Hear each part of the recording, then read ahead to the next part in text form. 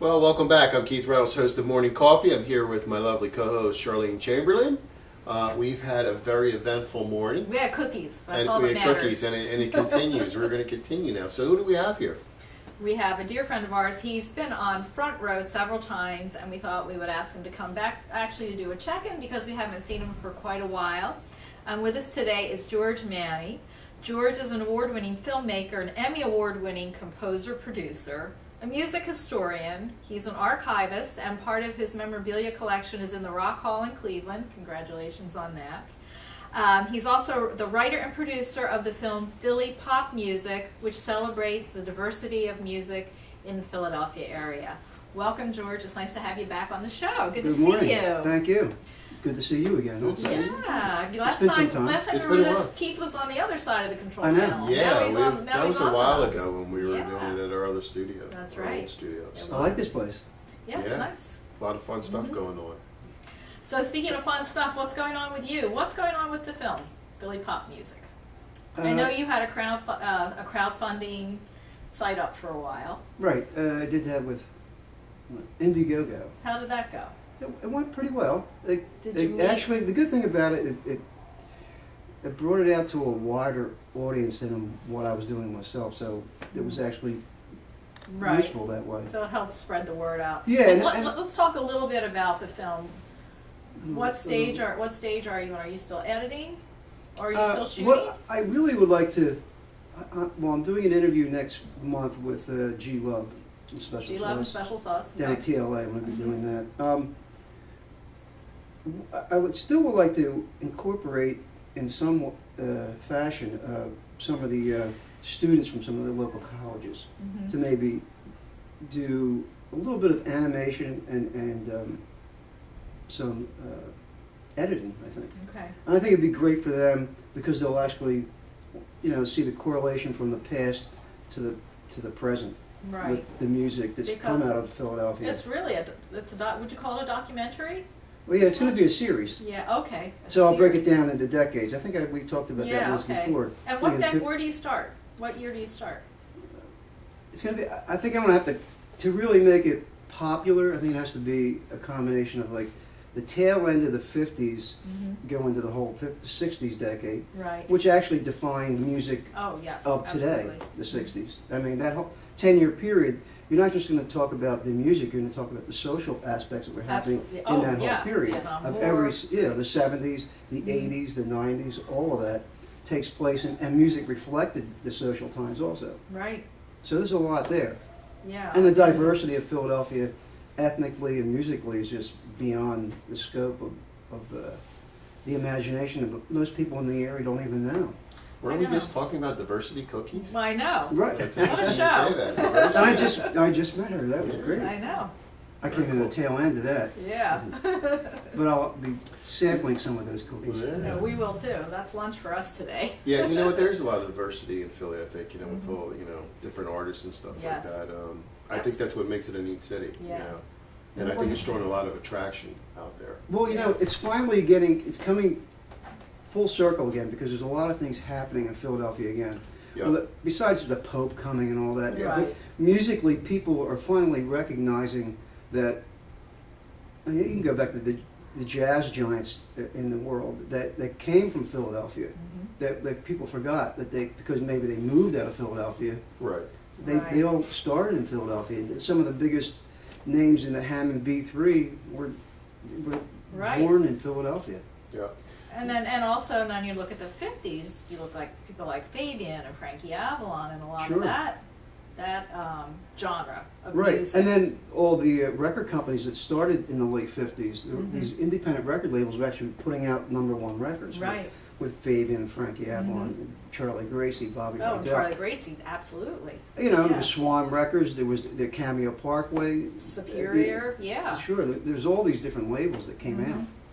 And Yeah. we're here in Philadelphia, and all these recording studios. Right. Unfortunately, Mm. that's the reason why I started to try and preserve a lot of this histories, because a lot of things are gone. Yeah, the buildings are gone. Yeah, so I'm trying to connect with certain people that may have had, and their families have photos of these locations, these Mhm. people, and if anyone actually has home film footage of it because you want to preserve it and transfer that digitally. Right. Right. And that's why what happened was when Charlene mentioned about the Rock and Roll Hall of Fame, it was the Philadelphia Weekly did a cover story on me. It was originally supposed to be about this. I was working on a documentary about J.C. Dobbs. Right. Meet Me on. Dobbs. Was We that the talked Meet Me on about that. South You see Street? one of my Right. old hangouts. Yeah. Meet Me on South Street, right? Yeah. Right. Yeah. The So- story of Dobbs. That was garnering some attention because it was getting some recognition in some film festivals, and one of the writers came to me to write about that. But then when he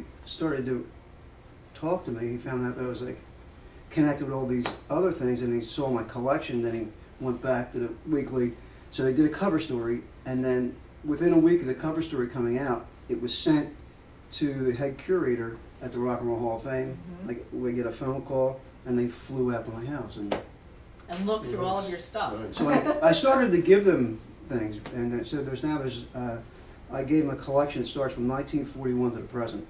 So it's a collection on the 1941 to the floor. present. Yeah. Wow. Nice. Because my parents were musicians and my mother saved all her stuff, That's so wonderful. I gave them all that. Now, because did your mother play guitar? guitar, bass, upright bass, and drums. Wow. So that's how I And George learned is to a drummer. play. I first performed on stage at 3 with her. With her? Yeah. Oh my gosh. I played this little Like a piccolo? Or no saxophone. Saxophone. Nice, And nice. people threw money at me. And you were hooked, right? That was it. So somewhere I have a picture of me with the sax too. Well, I know you post a lot of those old pictures of your mom, which is pretty nice. Oh yeah. Really nice. Yeah, pictures. it's like so. Yeah, but like on the weekends, like my mother would get done doing her gigs, and like 3 o'clock in the morning, they're playing music in the house. So I just come down and Sure. I was fascinated, and I just like started to do things. I started record collecting in the 50s. My You first must my have first been a 40, baby. oh yeah. Yeah. My first 45 that I bought was on King Records, which was What was a the label. song? Honky Tonk, Part 1 and 2. Part 1 on A side, Part 2 on B side. My first And it was single. by Bill Doggett. Oh wow! My It was first a- single was a Rolling Stones. "Time Is on My Side." That was your first one? Mm-hmm. Really? Yeah. Okay.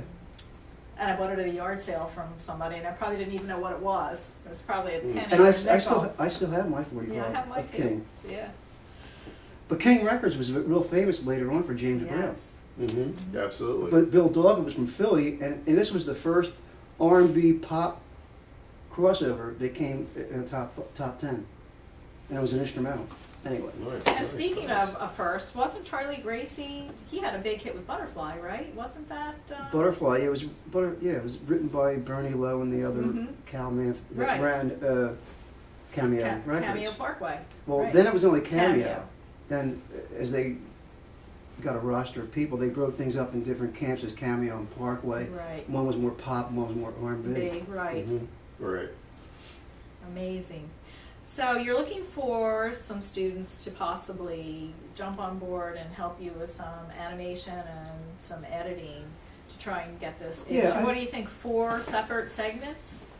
Oh, at least Yeah. four or five. Right. And it can continue into the future because Well, of this course, we're music's still very- here. Right. Right, and And I music's also not thought going to that- die. I also thought it would be really nice to actually incorporate like a cultural bus tour that would take everyone through the city to all That these would be Wow. cool. Like a magic bus tour almost. Right. Yeah. Yeah, but it would take you all these places because it That's creates a great it idea. creates pop culture, and that brings tourism to the area, and it Right. gives them a history. I like that. Plus, you merge the past with the present. You have to do that. Mhm. Sure, Absolutely. preserve it. I mean, Yeah. if it didn't happen, where nobody's really reinventing the wheel here in music anymore. This is what this whole show's been like today. It's all Yeah. about this stuff has been going on forever. It's just in a new form. It's just in a new Every form. conversation like that We've has talked been like about that today. Yeah, and I know it's interesting also. It seems like a lot of musicians are also sometimes an artist in a different field, be it painting or Mhm. sculpting. Right. There's a whole other aspect. So everything touches. It's all artistic, Sure. There's It's all there's- creativity. It's all creative energy. right? And I think it's good to celebrate, and that's what I'm trying to do with the movie. It's not an expose on anybody. No. I'm like, no. although when I sit and interview people, they'll tell me their whole life story. I may Of have an course. hour and a half on every person. So it's pretty interesting. It's in that aspect. So it can go into a whole different area, but I want to break them down into decades and celebrate each of those decades. Yeah. And being popular, calling it Philly pop music, I chose that because pop music is popular music. Right. So even jazz artists covered pop hits and made them instrumental, but they became pop jazz kind of hits. That's cool. And when you think about, that, you can go back to like one of the first smooth jazz cats in the area of jazz was Grover Washington Jr. Right. from Philadelphia. Mm-hmm. Yes, he Right. was. So, and then he's forgotten. Nobody really talks about him. No. Yeah. Well, I mean, younger people are not, and I. Well, that's why. But I think younger- that's coming back, though. Yeah. I think, honestly, like, I even find my 15-year-old listening to some rock stuff Like that the I classics, listen classic the classics. I mean, I catch him doing it, and I think that, the new music is out there, but I think, kids are, nowadays are really kind of looking for all different types of music to listen to. Mm-hmm. So I even I listen to them, or listening to some Yes the other day, and I'm like, you know what you're listening to? He's like, yeah. Yeah. Yes. But you know what it is, and the reason why I'm trying to preserve it, unfortunately, I think in America we don't celebrate our history as much as Europe does. I know Europe has a longer history than we do. Right. Right. But we right. really should celebrate our history, and we should be celebrating the American Indians. There's a whole cultural thing here that we should really embrace more. And the American Indians, they use music to communicate. Absolutely, it's some of my In heritage. Africa, too. Blackfoot Indian. I mean, Right. so from the north or from the Carolinas. So you're absolutely right. Right, and then the whole thing with William Penn and the treaty with the American Indians, and there's all this started in Philadelphia, and Philadelphia was the first cultural capital of America. Right. Yep. So You're absolutely there's all right. that's interconnected with it, and look, you even have like the band The Roots. They're on TV every night, 5 days That's a week. right. They are. That's right. I mean, the band has changed. It's not Of completely course, all Philly but band it's guys, still but the roots. you still have Questlove, who Yeah. his father. You know who his father was? Mm. Lee Andrews of Lee Andrews and the Hearts. I One of didn't the know biggest- that. Really? Yes. That's his dad? He's never been on that show. You think Jimmy Fallon would have him on there? Wow, I've never heard that. And I never knew think that. that's a disrespect to Yeah. Philadelphia. Anyway, How that's just old me. is he? He's got to be elder Oh, he's now, like, right? what, 75 Oh, or okay. so? I would think. Do they still play? Do they He do any of the occasionally does. revivals? He's a big man, very big. He's another one that was ripped off. That's in a that whole other early show. period. Yeah. That's yeah. a whole other show. I mean, almost every artist was. Look, even Chuck Right. Berry, they all. Oh yeah, yeah. The Beatles don't even own their catalog to this day. No. The Rolling Stones don't own their 60s hits. No. It's owned by the Alan Klein family, Abco Records. Yeah. Yeah. Yeah.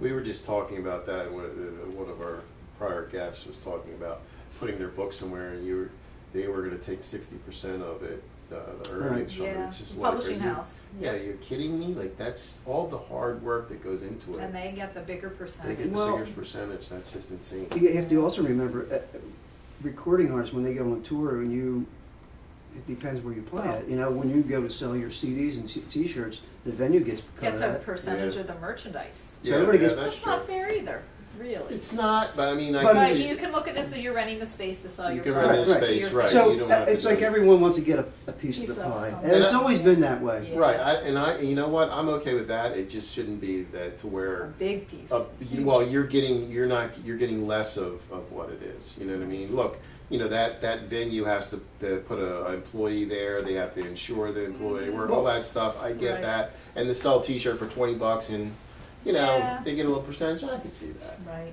I don't Yeah. want to hire all But that. musical artists are notorious for being totally ripped off. As far as Absolutely, royalties. absolutely.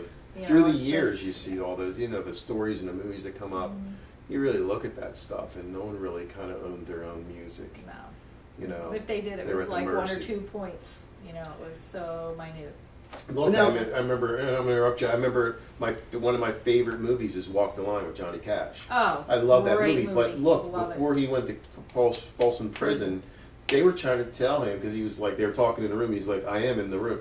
They're trying to tell him you can't go do that. Right. What are you kidding me? You know what I mean? So Well, he knew his roots. He never forgot them that's right. through all those years, and he championed certain people when he had his TV show and brought them on. If people remember that show, it was like in the late '60s. Yes.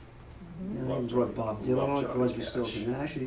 He brought people, and he would sing and play with them. Yeah. Mhm. It's No, that's before MTV. So Yeah. was American Bandstand. Was it all American before? Bandstand, yeah. Was a Glenn whole, Campbell Show was another one. right. But the Yeah. American Bandstand, when you really think about that, started in '52. Yeah. It was on 5 days a week. Yeah, every day. You know, for 2 hours, That was sort of like Bringing music- pre-MTV, kind of. bringing all types of music Yeah. to the masses. It wasn't just white music. No, Yeah. It it was incorporated everything. black But, R&B music. but I don't even think MTV really plays music that much. You No. know? They do a lot Well, of no. other, Not they do really. other stuff. You know? They did when in the beginning, in the early days. It was a great Yeah. medium. So. I mean, so, and then you go.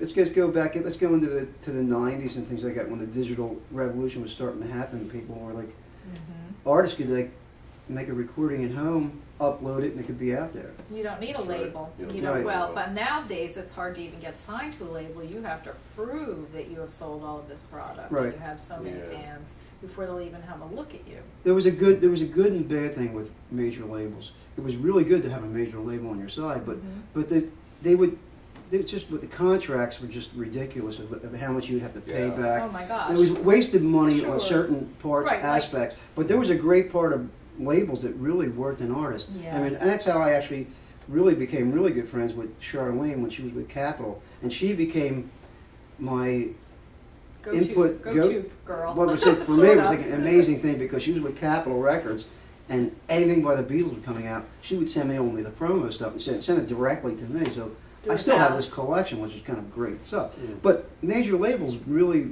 were good, but they just overpriced the CDs. Yeah. It was just ridiculous with the price. The price point was just horrible. I remember there was almost like $20 for a CD at one point. I know. And like then they had a breakdown of like emerging artists would come out at this price, and then you have a midline price, and Right. then the catalogs and how they would price the catalogs differently. And then there was a problem with certain labels. I don't know who they were. I can't Well, remember we can't say directly anyway. now. But there was a problem when they were putting out the product on CDs at first because they weren't from the original masters. Mhm. They were like third generations, and it Yeah. didn't sound right. Right. In fact, they even did, I think it was with the Miles Davis album, Kind of Blue, it was the wrong version. It was at a different tape speed. Oh my gosh, I didn't know that. George brought this absolutely phenomenal guitar today, and it looks like it's signed by, I don't know, maybe 30 different artists. So let's talk about the guitar. Oh, the guitar Mhm. is actually made by Philadelphia luthier Chris DePinto for DePinto Guitars. Sure. Chris has made guitars for countless Artists. famous right? artists and upcoming artists. Everyone from like Jack White to White Stripes. a guitar player from Cheap Trick, Rick Nielsen? Rick Nielsen, Mhm. and a band called Los Straight Jackets. Oh, sure. They're great. And he did the live. He was the he made the official Live 8 guitar for Live 8. Oh, And wow. they only did. He had to manufacture, I think, 4 of them. One was signed by Pink Floyd. Another one went to Bob Geldof. Mm-hmm. One went to the Electric Factory. Concerts for being the co-producer of promoter. the event. But they all went up for auction to Really? raise money for Live Aid. Yeah. Nice. Very nice. So he made this guitar, and what he did was there's only this one that he made because this has the Philly Pop logo on it. Okay. So what I went to him and asked him about this. So he donated this for the film to raise money. So For the film Philly Pop Music, and Right. I see some names on here. so what I did was what I tried to do when I interviewed people for the film, I would have them just sign the guitar. So Nice. That's great. So are in fact, Charlene was at one of the interviews that I did. It was with this. Let me see. I Okay, can read was, this upside down. was But with, this is Kevin Bacon and Michael Bacon. right. So Charlene was at that, so they signed the guitar. So it just went around, so they got like, this is upside down, so it's, let me see who this is. There, This is they're right Chubby there. Checker, Right.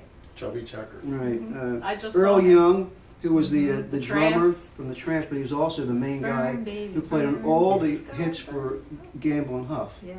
It was him, Baker Harrison Young, were the rhythm section, played on all these huge hits. Mhm. Remember, like from the OJs, They were like the session guys. Right. Yeah. Michael Tierson. right? So it's hard to read this upside down. I can read it. This is Rodney and Dean from the Dead Milkmen. Right. This is John Oates from Hall Hall Oates. Oates. This is the Geeter with the Jerry heater. Blavat. Yeah, this is Caesar. Caesar from the Times. Way Cooler from Pretty Poison. Jamaldine Tacuma, one of the greatest jazz bass players from Philly. Stephen Caldwell from the Orlons. This is DJ King Britt. It's really Who's hard this? to read this. Richie? Who? Richie from the Ripcords. Okay. Charlie Gracie. Charlie Gracie. Yeah, I'm trying to hold this Famous right. Charlie. Annie Haslam from Renaissance. Renaissance. And this is Kenny Gamble, Right. Rocco from the A's. right? Jade Starling. Jade. And this is Steve Bernstein, who played sax for Frank Stallone, but also in a 60s band from Philly called Sweet Stave & Chain. Frank Stallone. Frank Stallone. What was the name of his brother. band? Valentine. Valentine. Right. I did an in-store with him years ago. Oh, okay. Yeah, I worked with him a long time ago. I went to high school with Frank, Oh my gosh. so we used to hang out. Him and I actually went and saw Moby Grape when he first came to Philadelphia at the Trauma. It was like late '67, I guess, Yeah. or early '68. Right. Because the club only lasted 1 year. Because in February '68, the Electric Factory went right down the block. It was a Right. bigger place, so Yes. it unfortunately put the Trauma out. But the Trauma was the first place. So the guitar, will this guitar eventually go up for auction to help raise funds? Yes. Or is it just for your No, it's not for memorabilia me. No, collection? what I'm trying to do, since we hooked up with the Philadelphia Film Office as a Are they sponsoring tax deductible, or? it's no, they're letting the film come under them as a under the wings of nonprofit to Okay. raise money. That's great. So you would go to the film office or our website phillypopmusic.com, and there's a donation And button. I think the film office is film.org. I think Right. that's their website. So it's a tax deductible donation. But so what we're doing for the guitar, if you donate to $3,000, you get the guitar. Oh, So how about that? and like Nice. next month, probably have More signatures. right. Yeah. So that's what I'm trying to do with Well, that. that's really nice that the Philly Film Office has hopped on board. I think that's a really good Oh, marriage yeah. for you. I think it's a great thing for the film Yeah. and for the what we're trying to preserve Mhm. for the city. So who are you interviewing next? Who's up on your list? I just mentioned G Love. G Love. Yeah, we're going to do that in March. I think it's March 13th or 14th. He's doing two shows Down here. at the TLA on Oh. South Street. So you'll capture them there. Yeah, Nice. Very nice. but yeah, it was really great that Chris allowed the guitar to be part of the Mhm. Yeah, that's great. fundraising for the film. Yeah, because he's has a great Philly history himself. So Oh yeah, I mean What else? there's stores on Girard Avenue. So that's that whole new up and coming area now Mhm. in Philadelphia, Right. and a lot of clubs around there. And they actually do. They let people play in the store nice. like once a month. Mhm. Cool. Do That's good. live performances in the store. So once again, tell our listeners how they can find out about your project. You have a web address. Yes, we're on the web at phillypopmusic.com, and we also have a Facebook page at Philly Pop Music, Okay. which actually does really well. And we have a lot of, I upload like rare photographs from our archives all the time. Yeah, And- there's a lot of cool stuff on there. Yeah. So we cover everything from the folk festival to rock and roll to hip hop to jazz. It's Mhm. everything, anything popular. Right. And some very untold stories that by the people who actually did create the history and they were pioneers of Philadelphia. Mm-hmm. And you are a pioneer in your own right, George Manney. Thanks so much for being Thank- on Morning thank you, Coffee. Bill. Thank you. It's great having My you on pleasure. again. Always great to have you on.